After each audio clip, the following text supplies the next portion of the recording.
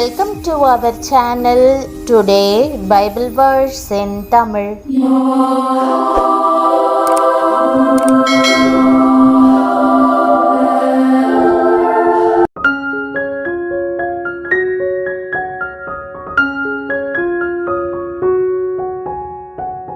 இன்றைய வசனம் லூக்கா 1 அதிகாரம் 45 வசனம்.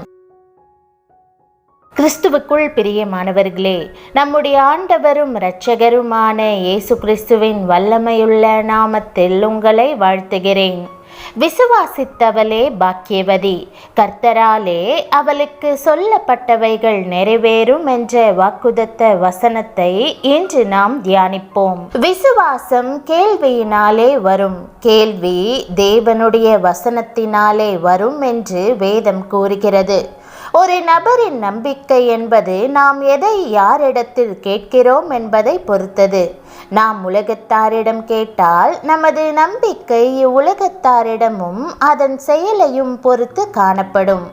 ஆனால் நமது நம்பிக்கை தேவனுடைய வார்த்தையை சார்ந்து காணப்பட்டால் அது நம் எண்ணங்களுக்கும் செயல்களுக்கும் முழு சரீரத்திற்கும் ஆணையிடும். அதன் மூலம் நீங்கள் விசுவாச சாம்ராஜ்யத்தில் வெற்றிகரமாக செயல்படுவீர்கள். ஒரு தேவ மனிதர் இது போன்ற தேவனுடைய வார்த்தையை கேட்பதன் முக்கியத்துவத்தை அறிந்திருந்தார். அந்த அனுபவத்தை அவர் மற்றவர்களுக்கு இப்படியாய் பகிர்ந்து கொண்டார். நான் விசுவாசத்திற்காக ஜெபித்தேன். ஒரு நாள் விசுவாசம் என்னை மின்னல் போல் தாக்கும் என்று நினைத்தேன். ஆனால் அதில் எனக்கு நம்பிக்கை இல்லை.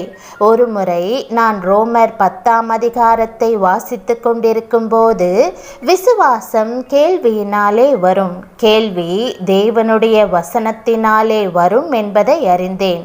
அதன் பிறகு நான் வேதம் வாசித்து விசுவாசத்திற்காக ஜெபிக்க ஆரம்பித்தேன். இப்போது நான் வாசிக்கும் போதெல்லாம் விசுவாசம் என்னுள் வளர்கிறது. ஆம், தேவனுடைய வார்த்தையை தொடர்ந்து கேட்பதின் மூலம் பலரது வாழ்வில் அது எவ்வாறு மாற்றங்களை கொண்டு வந்துள்ளது என்பதை பகிர்ந்து கொண்டார். ஒரு மாணவி தேர்வில் 3 முக்கிய பாடங்களில் தோல்வியுற்றார். அவளுடைய பெற்றோர் தங்களுடைய வீட்டிலும் காரிலும் தங்களால் முடிந்தவரை அடிக்கடி ஊக்கமளிக்கும் கிறிஸ்தவ பிரசங்கங்களை அவள் கேட்கும்படி செய்தனர். இந்த பெண் இது போன்ற செய்திகளை மீண்டும் மீண்டும் கேட்டதினால் ஆய்வுகள் குறித்த அவளுடைய அணுகுமுறைகள் ஆச்சரியப்படும் விதத்தில் மாறத் தொடங்கியது. அவள் ஆண்டவரை நம்பி அவர் மீது நம்பிக்கை வைக்க தொடங்கினாள். அவளுக்குள் எழுந்த சமாதானம் மன அழுத்தத்தை மாற்றியது. சில மாதங்களுக்கு பிறகு இறுதி தேர்வில் அந்த 3 பாடங்களிலும் அவள் சிறந்த மதிப்பெண்களை பெற்று 2 விருதுகளையும் பெற்றாள். ஒன்று வகுப்பில் சிறந்த மாணவருக்கான விருது, மற்றொன்று சிறந்த முன்னேற்றம் பெற்றதற்கான விருது. இது அவளுக்கு ஆச்சரியத்தை உண்டு பண்ணியது. மற்றொரு சந்தர்ப்பத்தில் காது கேளாத ஒரு தொழிலதிபர் குணமாக்கும் செய்திகளை தொடர்ந்து கேட்டுக்கொண்டிருந்ததினால் குணமடைந்தார். யாரும் அவர் மீது கை வைக்கவோ அல்லது அவருக்காக ஜெபிக்கவோ இல்லை. அவருடைய விசுவாசமே அவரை குணமாக்கியது. இதுவே தேவனுடைய வார்த்தையின் வல்லமை. பிரியமானவர்களே, இன்று உங்கள் சவால் எதுவாக இருந்தாலும் தொடர்ந்து தேவனுடைய வார்த்தையை கேளுங்கள். தேவனுடைய வார்த்தை விசுவாசத்தை உருவாக்கும். நீங்கள் தேவனுடைய வார்த்தையை எவ்வளவு அதிகமாக கேட்கிறீர்களோ அவ்வளவு அதிகமாக உங்கள் விசுவாசத்தில் நீங்கள் உற்சாகமடைவீர்கள். தொலைக்காட்சி மற்றும் சமூக ஊடகங்களில் அதிக நேரத்தை செலவிடுவதன் மூலம் நீங்கள் குழப்பத்தை மட்டுமே சந்திக்கிறீர்கள். அதனால் நீங்கள் அதிக அளவில் பாதிக்கப்படுகிறீர்கள். எனவே தேவனுடைய வாக்குதத்தங்களை உறுதியாக பற்றிக்கொண்டு உங்கள் நாவால் அவற்றை அறிக்கை செய்யுங்கள். அப்பொழுது உங்கள் கஷ்டங்கள் அனைத்தும் பனி போல மறைந்து போவதை நீங்கள் காண்பீர்கள். இன்றைய வாக்குத்தத்தத்தின் மூலம் தேவன் தம் ஆசீர்வாதங்களை உங்கள் மேல் உரைக்கிறார் என்பதை உங்களுக்கு நினைவுபடுத்த விரும்புகிறேன். அவர் தமது திட்டங்களை, நோக்கத்தை, அன்பை உங்கள் வாழ்வினுள் உரைக்கிறார்.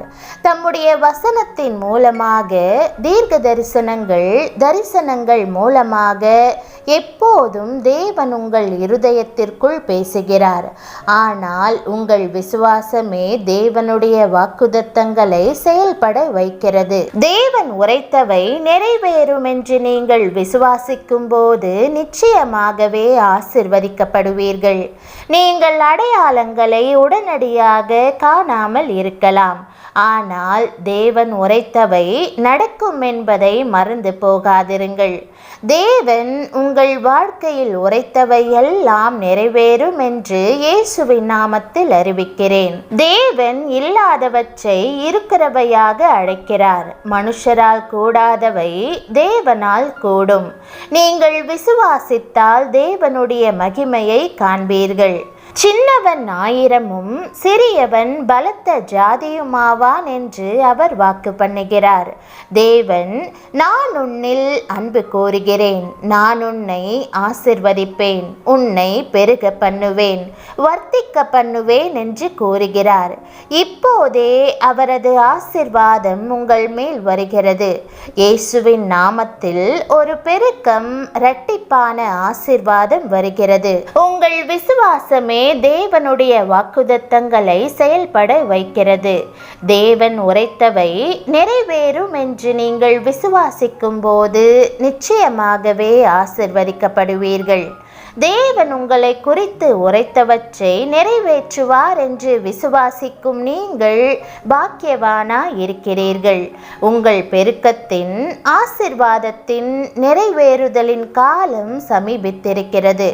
ஆகவே தைரியமாயிருங்கள், விசுவாசமாயிருங்கள். தேவனுடைய வாக்குத்தத்தங்கள் எப்போதும் உண்மையாய் இருக்கின்றன. ஜெபம். அன்பின் ஆண்டவரே, என் வாழ்க்கையை குறித்து நீர் உரைத்திருக்கிற அருமையான வாக்குத்தத்தங்களுக்காக உம்மை ஸ்தோத்தரிக்கிறேன். நான் இருக்கிற சூழ்நிலையை தாண்டி உம்மேல் நம்பிக்கை வைக்க வேண்டும் என்று நீர் விரும்புகிறீர். நீர் வாக்குத்தத்தத்தை காக்கிற தேவனாய் இருக்கிறீர். நீர் சத்தியமும் உண்மையுமானவர். உம்மில் வஞ்சனை இல்லை என்று உம்முடைய வேதம் கூறுகிறது. உம்முடைய வாக்குத்தத்தங்கள் எல்லாம் கிறிஸ்துவுக்குள் ஆம் என்றும் ஆமேன் என்றும் இருக்கிறது. உடனடியாக எல்லாம் மாறுவதற்கான அடையாளத்தை என்னால் காண இயலாவிட்டாலும் நீர் சகலத்தையும் அதினதின் காலத்தில் நேர்த்தியாக செய்கிற தேவனாய் இருக்கிறபடியினால் உம்மில் நம்பிக்கை வைக்கிறேன். விசுவாசத்தில் என்னை வளரச் செய்யும். உமது வார்த்தையை தொடர்ந்து கேட்கும்படி என்னை பலப்படுத்தும்.